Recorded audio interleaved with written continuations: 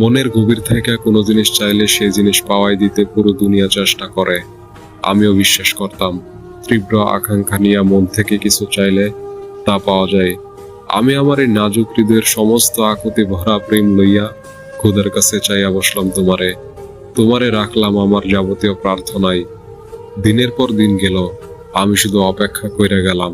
কত বসন্ত চইলা গেল চোখ রাঙাইয়া, কত ফাল্গুন ফুরাইয়া গেল হাওয়ায় মিঠের মতো, কত রাত কাইটা গেল নির্গুম, কত সন্ধ্যায় ভিজে গেল চোখ অহেতুক। তবুও আমার অপেক্ষা শেষ হইল না।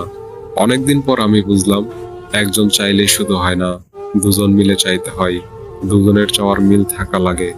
আমি বুঝলাম এই একতরফা মায়া, মহব্বত, ভালোবাসা, আবেগ বড়ই তুচ্ছ জিনিস, বড়ই বেহায়া কর্মকাণ্ড। আমি বুঝলাম মানুষ চাইলে জয় করতে পারে পৃথিবীর সবচেয়ে উঁচু পাহাড়ের চূড়া, মানুষ চাইলে সাঁতরাইয়া পার করতে পারে ভূমধ্য সাগর, মানুষ চাইলে তছনছ করে দিতে পারে তামাম দুনিয়া। কিন্তু যে ভালোবাসে না, তার মনে ভালোবাসা জন্ম দিবার পারে না। আমি বুঝলাম যে মানুষ আমারে চায় না, তার কাছে ভালোবাসা চাইলে সে বড়জোর আমারে করুণা করতে পারে, কিন্তু কখনোই ভালোবাসতে পারে না। শূন্যতা আছে বলে পূর্ণতার এত কদর। সব যদি পূর্ণতা পায়, তাহলে শূন্যতার গল্প লিখবে কে? ভিডিওটি ভালো লাগলে প্লিজ আমাদের চ্যানেলটি সাবস্ক্রাইব করবেন এবং একটি লাইক করে দিবেন, কারণ আপনাদের একটি লাইক আমাদের পরবর্তী ভিডিও বানাতে উৎসাহ যোগায়।